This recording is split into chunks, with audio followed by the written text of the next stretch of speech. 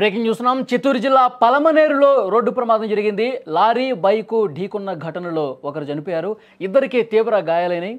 అప్పినపల్లి cross road వద్ద ఈ ప్రమాదం జరిగినట్టుగా సమాచారం వస్తోంది. స్నేహితులతో కలిసి దర్శనం చేసుకుని వస్తుండగా ఈ ఘటన జరిగింది.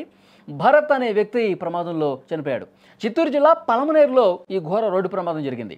గంగవరం మండలం అప్పినపల్లి క్రాస్ వద్ద లారీ బైకు ఢీకొన్న ఘటనలో ఇద్దరికి గాయాలయ్యాయి. మరొక వ్యక్తి స్పాట్లోనే చనిపోయినటువంటి పరిస్థితి.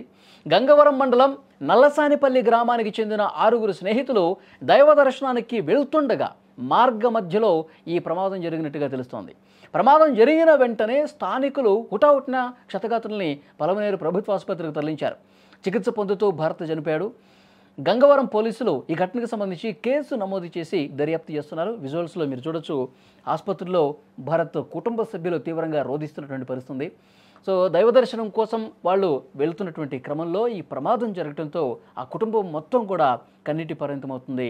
చాలా బాధకి గురవుతున్న పరిస్థితి. విజువల్స్లో మీరు స్క్రీన్ మీద చూస్తున్నారు. ప్రమాదానికి గురైనటువంటి ఆ బైక్ను కూడా మీరు స్క్రీన్ మీద చూడొచ్చు. ఒక్కసారిగా అంటే లారీ వేగంగా దూసుకొస్తుంది, అక్కడ ఒక మలుపు ఉన్నట్టుగా తెలుస్తుంది. ఒక్కసారిగా ఓవర్ స్పీడ్తో వచ్చినటువంటి లారీ బైకును ఢీ కొట్టడంతో ఒక్కసారిగా ఎగిరి అవతల పడ్డారు. ఈ ప్రమాదంలో ఇద్దరు తీవ్రంగా గాయపడ్డారు, ఒకళ్ళైతే చనిపోయినటువంటి పరిస్థితి.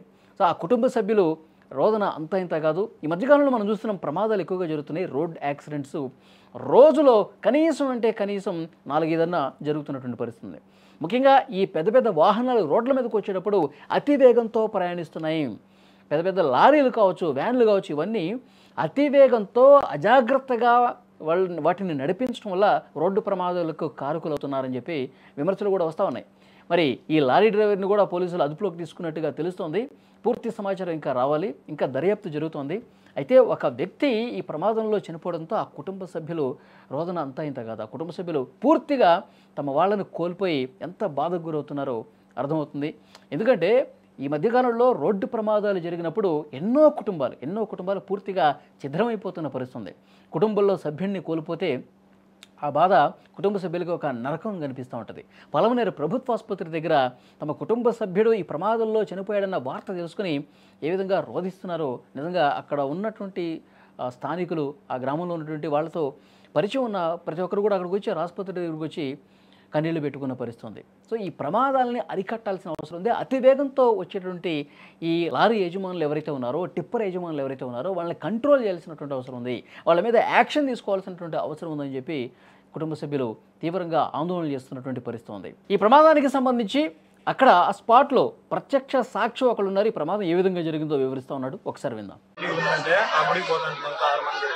బండ్లో పోతుంటే మాయతెరస కాలేజ్ దాటిన వెంటనే అప్పినపల్లి క్రాస్ ఉంది కదా, ఆ క్రాస్ దగ్గర వచ్చేటప్పుడు లారీ ఓవర్ స్పీడ్ వచ్చి డైరెక్ట్ గా ఉద్యోగాలు వాళ్ళ అన్న తమ్ముళ్ళు ఇద్దరు పోతారు. కార్తీక్ భరత్ ఇద్దరు పోతాండ్రి, మళ్ళీ మేము వెనకాల వస్తాం.